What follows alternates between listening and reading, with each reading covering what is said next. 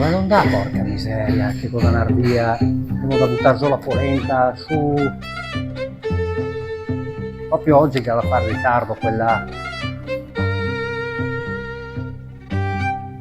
Oh, finalmente! Traffico, porta pazienza. Oh, devo andare via, ma devo da fare la polenta! Come la polenta? Avete detto le salamele per caso? Ma che salamele, Che salamele? Vieni là con me che ti fa vedere. Dai però, dai! Adesso.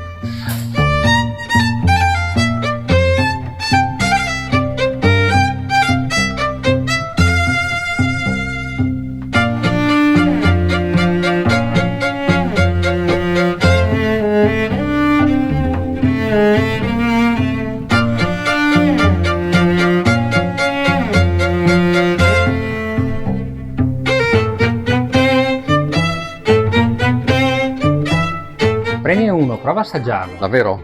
Certo. Sono caldi. Attenzione però, Capisci tu perché non c'entra niente le salamelle? Sì, comincio a capirlo. Questi sono i zaletti allora. Sì. Ragazzi, una delle tipicità più apprezzate nel Veneto e forse anche oltre. E qui c'è una bella scuola dietro. Come nascono? La storicità di questo dolce è incredibile. Io ricordo ancora il nonno, proprio che lo facevano a mano nel paiolo, mescolandolo, e lì serviva veramente una forza quasi sovrumana, perché comunque mescolare 20 kg di polenta per quasi un'ora è veramente... ci volevano tante braccia. Perché è la polenta l'ingrediente chiave, vero? Sì, si lavora il fioretto cotto nel latte molto lentamente, continuamente mescolandolo, e poi appunto lo zucchero viene aggiunto dopo, altrimenti Certo. la polenta sarebbe stata un disastro, si sarebbe attaccata a tutte le pareti, quindi l'hanno scoperto anche dopo. Una volta si faceva acqua zuccherata e latte, e dopo hanno scoperto che lo zucchero è meglio aggiungerlo dopo.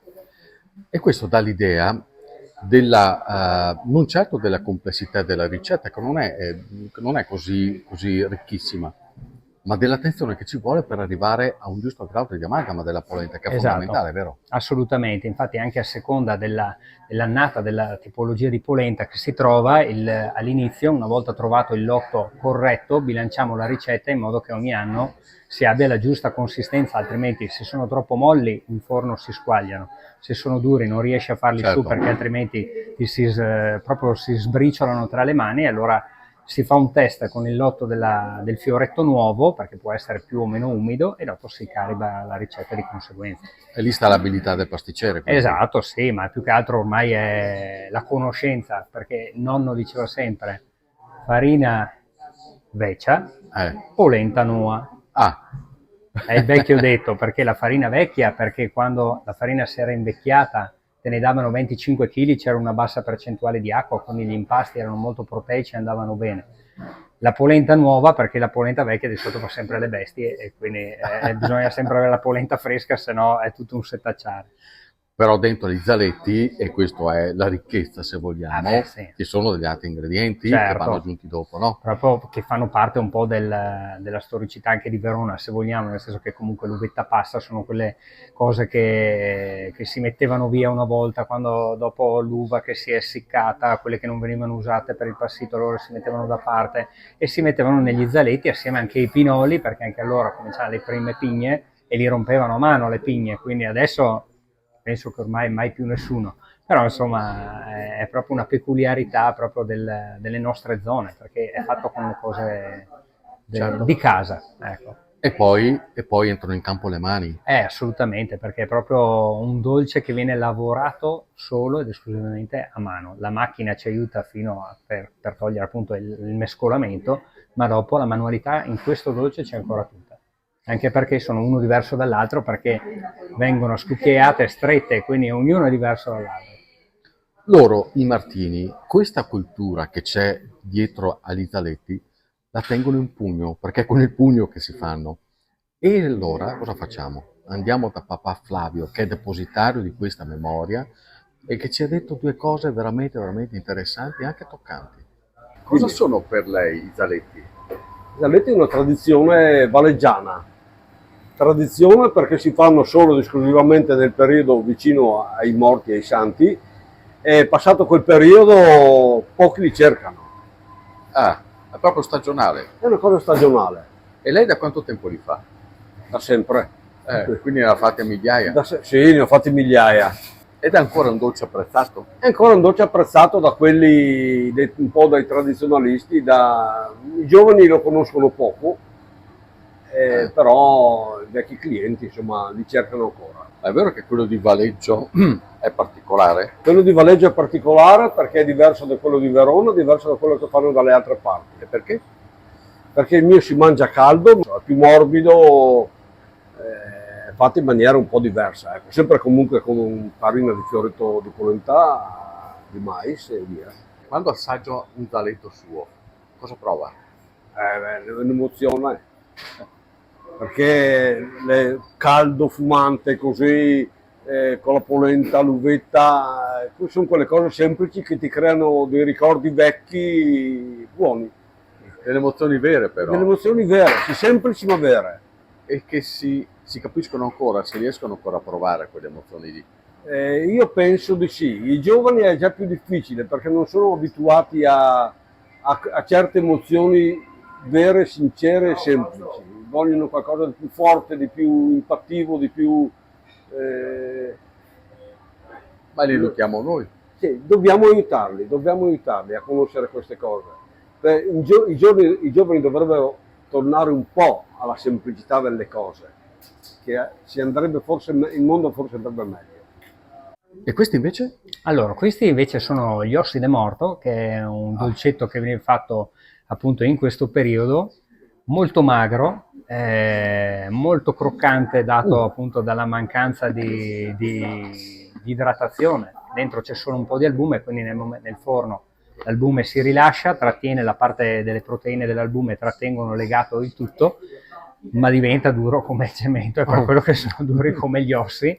L'unica parte morbida sono le mandorle, che diventano croccanti anche quelle, ma sono proprio un biscotto proprio duro. E anche questo è un dolce comunque della tradizione per questo periodo. Sì, Ossi da morto. Esatto, proprio nel periodo dei morti, che una volta erano anche giornate tipo oggi, sì, che c'è un po' nuvoloso, c'era la nebbia, adesso ormai la nebbia non si vede quasi più, anche qua da noi, però insomma, diciamo che si mangiavano quando c'era proprio freddo, nelle serate proprio fredde invernali, infatti è un po' per quello che anche lo zaletto sta un po' scomparendo, perché i giovani vogliono tutte cose a base di creme, cose novità, monoporzioni. Lo zaletto è una cosa proprio antica che i giovani dovrebbero un po' riscoprire, e speriamo insomma di lanciarlo con lo zaletto scherzetto.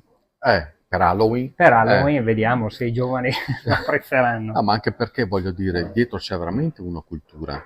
Questa è la memoria certo, dei nostri nonni, esatto, dei contadini, di chi ci ha preceduto, e l'Italia è questa, perché ci mettiamo a volte a fare bigne, macaron, ma l'Italia è questa qua, fatta di biscotti, in cui ogni regione ha 200 tipologie di biscotti, di torte secche da forno, degli zaletti, però le creme una volta non c'erano in Italia, sono arrivate negli anni in cui il dolce emblema è diventato il tiramisù, è diventata la millefoglie, ma tutto il resto è arrivato dopo, un po' dalla Francia, ma l'italianità è proprio nella biscotteria, nel pane, negli zaletti, in questo.